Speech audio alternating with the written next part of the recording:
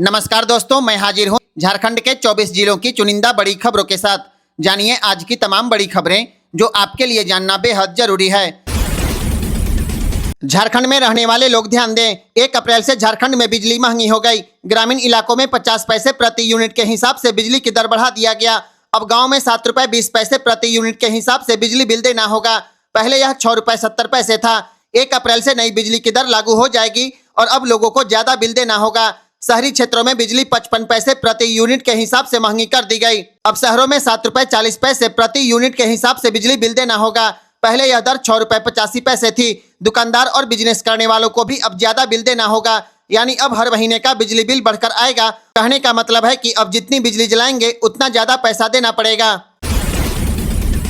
9 महीना से gas cylinder नहीं भरवाने वाले उपभोक्ताओं का गैस कनेक्शन बंद कर दिया जाएगा। इसके अलावा अब शहरी क्षेत्रों में डबल सिलेंडर वाले उपभोक्ता दूसरा सिलेंडर 35 दिन के बाद बुक कर पाएंगे। यह नियम तुरंत प्रभाव से लागू कर दिया गया। 5 किलो सिलेंडर के लिए 12 दिन और 10 किलो के लिए 25 दिन बाद बुकिंग की जाएगी। इसके अलावा जो लोग 9 महीने से गैस नहीं भरवा रहे हैं उनका कनेक्शन बंद हो जाएगा। ऐसे उपभोक्ता ई-KYC करके फिर से अपना कनेक्शन चालू करा पाएंगे। अब गैस उपभोक्ताओं को गैस इस्तेमाल करने और बुकिंग को लेकर नए नियमों को याद रखना होगा। अब 26 मार्च को सरकारी कार्यालय खुले रहेंगे, क्योंकि राज्य सरकार ने रामनवमी की छुट्टी की तारीख बदल दी है। अब रामनवमी की सरकारी छुट्टी 27 मार्च को होगी।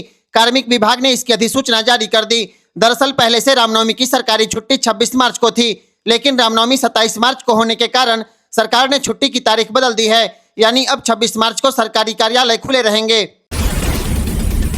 अब अगर पहली बार बालू या पत्थर की अवैध ढुलाई करते पकड़े गए तो 50,000 रुपए का जुर्माना लगेगा, लेकिन दूसरी बार पकड़े जाने पर सीधे वाहन मालिक और चालक के खिलाफ FIR दर्ज की जाएगी।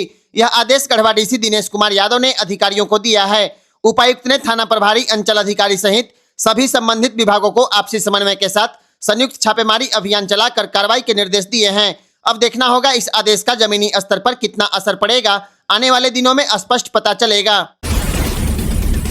रांची शहर में 3 दिनों के लिए ट्रैफिक व्यवस्था में बड़ा बदलाव किया गया है। 26 मार्च की शाम से 28 मार्च की रात तक कई मुख्य मार्गों पर सामान्य वाहनों का परिचालन पूरी तरह बंद रहेगा। भारी मालवाहक वाहन अब शहर में प्रवेश नहीं करेंगे, उन्हें रिंग रोड से डाइवर्ट किया जाएगा। 26 मार्च को रामनवमी की झांकियों को लेकर शाम 4 बजे से सुबह 6 बजे तक भारी वाहनों पर रोक रहेगी। 27 मार्च को रामनवमी की मुख्य शोभा यात्रा के दिन मेन रोड पूरी तरह बंद रहेगा और पूरे शहर में ट्रैफिक डाइवर्जन लागू रहेगा। 28 मार्च को सुबह 8 बजे से दोपहर 4 बजे तक कई इलाकों में प्रवेश निषेध रहेगा। 3 दिनों का ट्रैफिक अपडेट की पूरी जानकारी कमेंट बॉक्स में। सहारा इंडिया में अब 10 लाख रुपए तक के दावों के लिए रीसबमिशन की सुविधा शुरू कर दी गई, यानी जिन लोगों का पहले आवेदन अधूरा रह गया था या रिजेक्ट हो गया था वे अब फिर से अपना क्लेम जमा कर सकते हैं। केंद्र सरकार ने CRCS सहारा रिफंड पोर्टल के जरिए पूरी प्रक्रिया को आसान और पारदर्शी बना दिया है। सरकार का दावा है कि दोबारा जमा किए गए दावों का निपटारा 45 दिनों के भीतर किया जाएगा।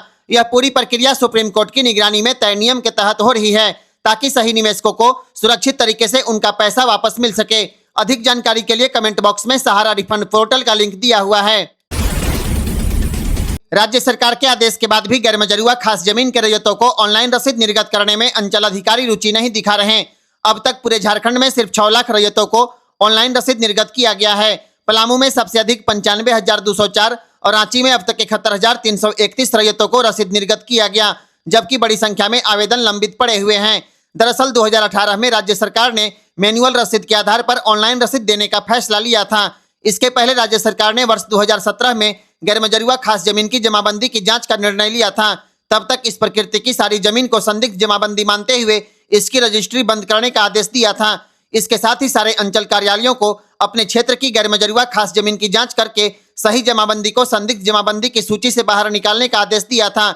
जिसकी जमाबंदी सही नहीं है उसे रद्द करने का भी आदेश दिया गया था। इसके अलावा सही जमाबंदी वाली गैरमजरूआ खास जमीन का मैनुअल रसीद काटने का आदेश दिया गया था, लेकिन राज्य सरकार के आदेश के बाद भी झारखंड के अंचल अधिकारी इस काम में रुचि नहीं दिखा रहे हैं। मंगलवार को धर्म परिवर्तन के मामले पर सुप्रीम कोर्ट ने बड़ा फैसला दे दिया। भारत में अगर कोई दलित व्यक्ति ईसाई धर्म को अपनाता है तो वह अनुसूचित जाति से बाहर हो जाएगा और अनुसूचित जाति वाला कानूनी फायदा भी नहीं ले सकता है। सुप्रीम कोर्ट ने कहा कि सिर्फ हिंदू, सिख और बौद्ध धर्म के लोग ही SC का दर्जा पा सकते हैं। अगर कोई व्यक्ति ईसाई या किसी और धर्म में जाता है तो उसका SC स्टेटस खत्म हो जाएगा और उसे अनुसूचित जाति का सदस्य नहीं माना जाएगा। सुप्रीम कोर्ट ने आंध्र प्रदेश हाई कोर्ट के पहले के फैसले को सही ठहराया। झारखंड में 29 मार्च तक फिर से मेघ गर्जन के साथ आंधी बारिश की संभावना है। मौसम विभाग ने मंगलवार को ताजा बुलेटिन जारी किया है। इसके अनुसार हवा की रफ्तार 30 से 40 किलोमीटर प्रति घंटे तक रहेगी। 25 मार्च को रांची, हजारीबाग, रामगढ़, बोकारो, धनबाद और पूर्वी सिंहभूम और पश्चिमी सिंहभूम में हल्की बारिश होगी। इन जिलों में मौसम विभाग ने येलो अलर्ट जारी किया है। 27 से 29 मार्च तक लगभग पूरे राज्य में मेघ गर्जन और तेज हवा चलने की संभावना है। 27 और 28 मार्च को जामताड़ा, देवघर, दुमका, गोड्डा, पाकुड़ और साहिबगंज को छोड़कर अन्य जिलों में बारिश की संभावना है। 28 और 29 मार्च को गढ़वा, पलामू, लातेहार और चतरा को छोड़कर अन्य जिलों में हल्की बारिश की संभावना व्यक्त की गई है। पलामू के मैट्रिक की छात्रा सरस्वती को जब एग्जाम में क्वेश्चन का आंसर नहीं मिला तो उसने परीक्षा में अपने दिल की बात लिख दी। दिल की बात लिखी उसकी उत्तर पुस्तिका की फोटो सोशल मीडिया पर वायरल हो गया। दरअसल झारखंड में इन दिनों मैट्रिक बोर्ड परीक्षा की कॉपियों का मूल्यांकन का काम चल रहा है। वायरल हो रही उत्तर पुस्तिका की फोटो में छात्रा ने लिखा, मेरा नाम सरस्वती कुमारी है और मैं मैट्रिक परीक्षा लिखने आई हूँ। मैं आपसे दुआ करती हूँ कि मैट्रिक में हमको पास करवा देना, नहीं तो मेरे घर वाले मेरा विवाह करा देगा। छात्रा की इस अपील को पढ़कर कॉपी जांचने वाले शिक्षक भी हैरान हो गए। झारखंड में जेटेट परीक्षा जून महीने तक होने की संभावना है। 31 मार्च तक परीक्षा की प्रक्रिया शुरू हो सकती है। नियमावली को कार्मिक, वित्त और विधि विभाग से मंजूरी मिल चुकी है। अब इसे कैबिनेट की स्वीकृति के लिए भेजा जाएगा। अगर कैबिनेट बैठक समय पर नहीं हुई, इसके बावजूद प्रक्रिया शुरू की जा सकती है। इस बार परीक्षा जैक द्वारा ली जाएगी और सिलेबस भी तैयार कर लिया गया है। खास बात यह है कि 2024 में आवेदन करने वाले करीब 3.5 लाख अभ्यर्थियों को दोबारा फीस नहीं देना पड़ेगा, जबकि नए अभ्यर्थियों को फीस जमा करनी होगी। अप्रैल में आवेदन और मई-जून में परीक्षा कराने की संभावना है। रेलवे के यात्रीगण कृपया ध्यान दें, अब अगर आप ट्रेन छूटने से 8 घंटे के अंदर टिकट कैंसिल करते हैं तो आपको कोई रिफंड नहीं मिलेगा। यह नया नियम 1 से 15 अप्रैल के बीच लागू किया जाएगा। रेल मंत्री अश्विनी वैष्णव ने बताया है कि यह फैसला दलालों पर रोक लगाने के लिए लिया गया है। पहले लोग आखिरी समय पर टिकट कैंसिल कर देते थे, जिससे सीट खाली रह जाती थी। अब इस नए नियम से ऐसी गतिविधियों पर लगाम लगेगी। यात्रियों को सलाह है कि अगर टिकट कैंसिल करना है तो समय रहते करें ताकि नुकसान न हो। अब जहरीले कीटनाशक बनाने और बेचने वालों को 5 साल तक जेल और 40 लाख रुपए तक जुर्माना हो सकता है। केंद्र सरकार किसानों के लिए 57 साल पुराना कानून बदलकर नया कीटनाशक कानून लाने जा रही है। अगर कोई खतरनाक दवा बेचता है और उससे नुकसान होता है तो सख्त सजा दी जाएगी। सरकार का कहना है कि देश में प्रत्येक साल हजारों किसानों की मौत जहरीले कीटनाशकों से हो रही है। इसे रोकने के लिए अब कीटनाशकों पर सख्त निगरानी रखी जाएगी। कौन सा कीटनाशक कहां बन रहा है और कहां पर बिक रहा है, इसका पूरा रिकॉर्ड सरकार के पास रहेगा। देश में अभी प्रति एकड़ जमीन पर आधा किलो तक कीटनाशकों के इस्तेमाल की छूट है, लेकिन किसान गैर नियमित कीटनाशकों का भी उपयोग करने लगे हैं। गढ़वा डीसी दिनेश कुमार यादव ने सिर्फ 2 सप्ताह के अंदर अपने ही ट्रांसफर आदेश को बदल दिया। पहले प्रखंड समन्वयक मुकेश कुमार को रंका से गढ़वा भेजा गया था, लेकिन अब उन्हें फिर से रंका वापस भेज दिया गया, यानी बिना ज्वाइन किए ही पोस्टिंग बदल दी गई।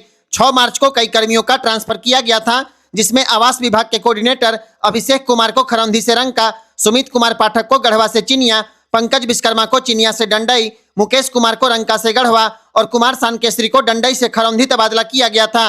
लेकिन 20 मार्च को दोबारा नया आदेश जारी किया गया। इसमें मुकेश कुमार को बगैर योगदान दिए गढ़वा से रंका और अभिषेक कुमार को रंका से गढ़वा कर दिया गया। इस तरह बार बार ट्रांसफर आदेश बदलने को लेकर अब चर्चा तेज हो गई है।